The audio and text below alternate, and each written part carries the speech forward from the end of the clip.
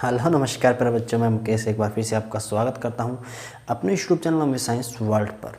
तो यहां पर हम क्या कर रहे हैं, अपनी चल रही है बच्चों क्लास 11th, अपनी क्लास 11th की रसायन विज्ञान कंटिन्यू है। चैप्टर की बात करें तो अपना 4th चैप्टर चल रहा है, एनसीईआरटी को हम फॉलो करते हुए यहाँ पर पढ़ रहे हैं प्यारे बच्चों। तो बात करते हैं हम जो पीछे वाले टॉपिक की, जहाँ से हम बात करें, जहाँ से हमने पढ़ रहे हैं। तो पीछे वाले टॉपिक में हम क्या देख रहे थे, हमने संकरण पढ़ा, ठीक है।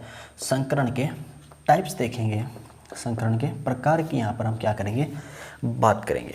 तो हमें क्या पता है, ये देखिए, सबसे पहले हम ये कह सकते हैं कि एक एस, मैं पढ़ा चुका हूँ आपको अच्छे से कि एस कक्षक होता है वो, उसको इस प्रकार से बना सकते हैं, अर्थात एस ऐसा है।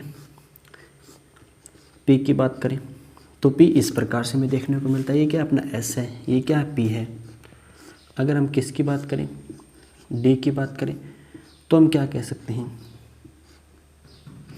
1 2 3 4 5 कॉलम, इस प्रकार से हमें डी देखने को मिल जाता है। अगर एफ़ की बात करें तो हम इसमें कितने इलेक्ट्रॉन आते हैं, 14 इलेक्ट्रॉन आते हैं एफ में, और कितने कॉलम हो सकते हैं, 7, 3 4 1 2 3 4 5 6 और 1 7, इस प्रकार से हमें ये देखने को मिल सकते हैं। तो अगर हम प्यारे बच्चों यहाँ पर संकरण की बात करने जाएं, किसकी बात करने जाएं, संकरण की बात करने जाएं, तो हम यहाँ पर क्या कह सकते हैं, अगर वह एस व पी के माध्यम से देखें, हम किसके माध्यम से, एस व पी के माध्यम से यहाँ पे देखें, तो देखिए अगर हम एक क्या लें, एस, एक पी लें, ये एक एस लिया, ये एक पी लिया, क्या बन जाएगा, एस पी संकरण। क्या बना, एस पी संकरण।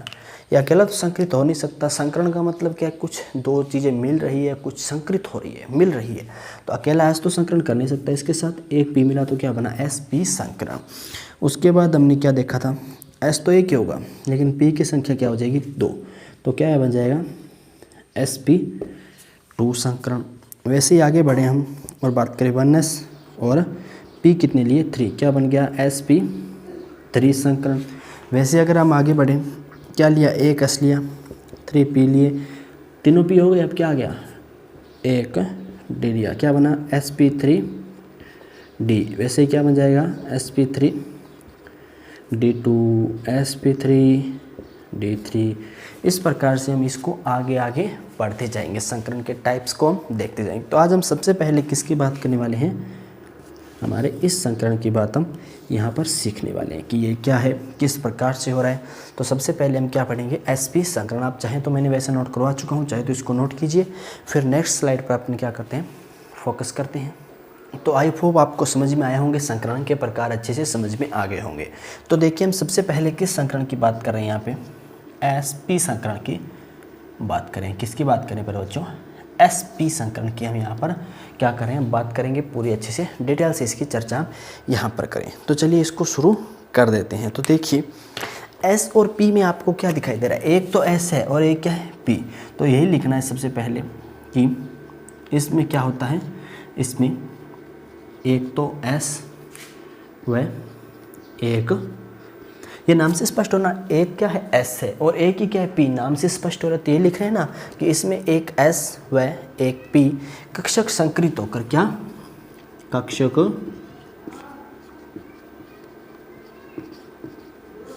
संकरित होकर, क्या संकरित हो रहा है, एक एस संकरित हुआ, एक पी। एस क्या होता है, इस प्रकार का गोला, पी आपको समझा चुका हूँ। इस प्रकार से जैसे 8 लिखते हैं, आप क्या लिखते हैं, 8 लिखते हैं, इस प्रकार की एक स्ट्रक्चर है हमारी पी की।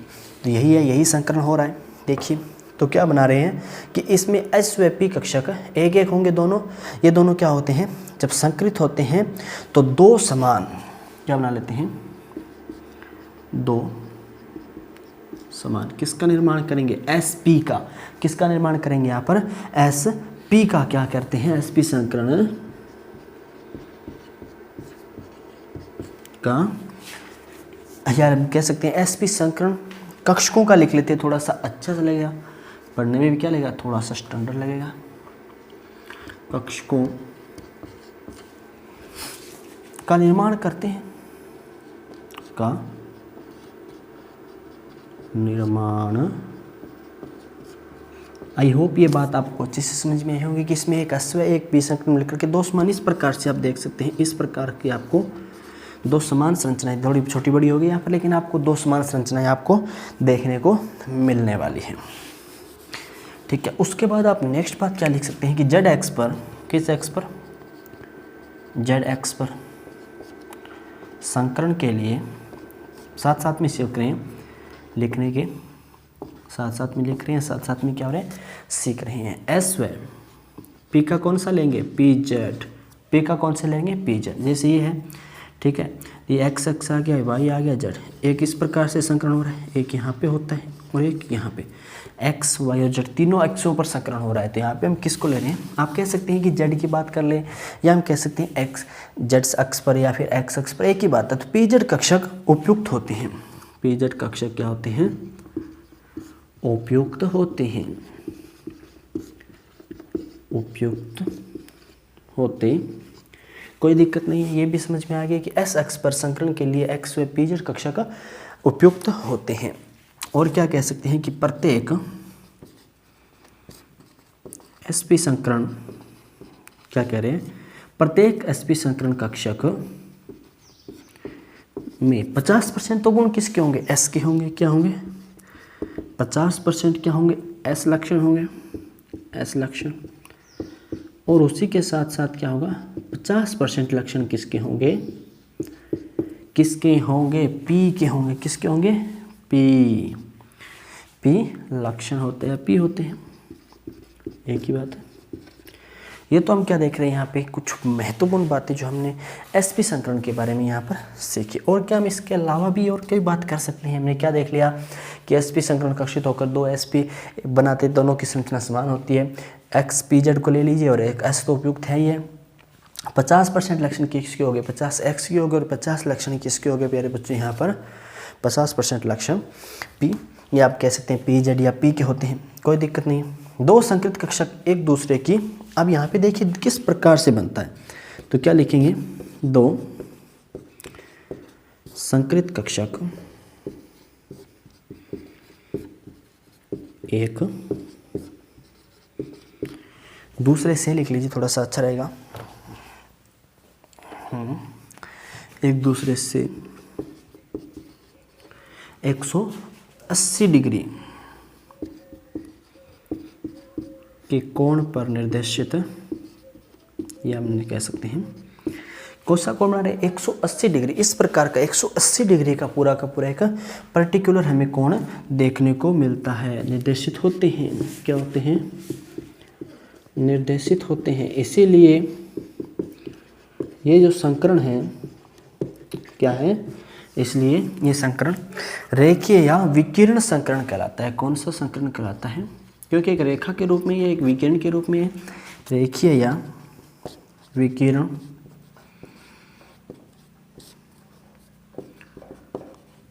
संकरण कहलाता है। क्या कहलाता है, एक रेखीय या विकिरण। अगर इसकी बात करें स्ट्रक्चर की, हम अगर बात करने की चाहें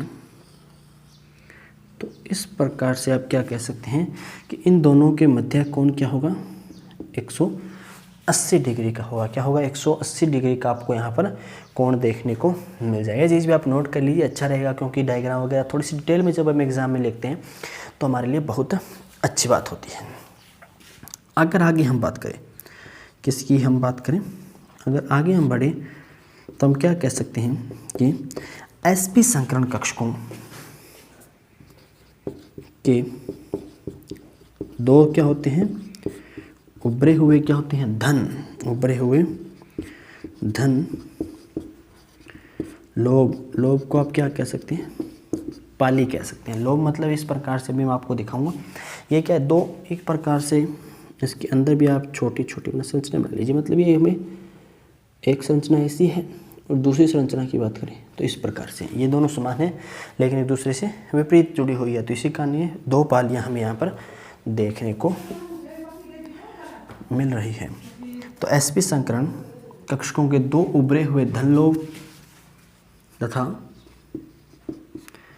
अत्यंत छोटे, क्या बहुत छोटे, अत्यंत छोटे ऋण लोब क्या होते हैं, अत्यंत छोटे ऋण लोब विपरीत दिशाओं में, किस दिशाओं में, विपरीत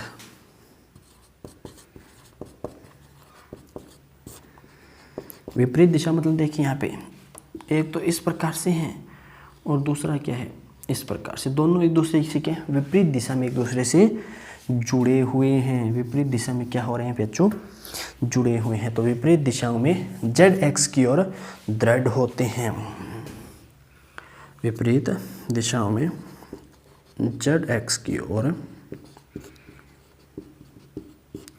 क्या होते हैं, दृढ़ होते हैं। क्या होते हैं, दृढ़ होते हैं। उदाहरण के रूप में चलो देखते हैं कि अपने पास स्पेस है उचित, ठीक है, कोई बात नहीं, अच्छे से आ जाएगा। तो हम यहाँ पे कुछ क्या देख लेते हैं, इसके उदाहरण एग्जाम्पल कह लीजिए आप, उनको देख लेते हैं कि किस प्रकार से है क्या है। एग्जाम्पल की बात करें तो एग्जाम्पल में आप बहुत से एग्जाम्पल ले सकते हैं। BE F2 का एग्जाम्पल ले लीजिए, और एग्जाम्पल लेना चाहिए तो आप ले लीजिए BE Cl2 का ले लीजिए, और लेना चाहिए तो BE I2 का एग्जाम्पल ले सकते हैं। चलिए एक स्ट्रक्चर बना के सीखते हैं, किसकी सीख लेते हैं।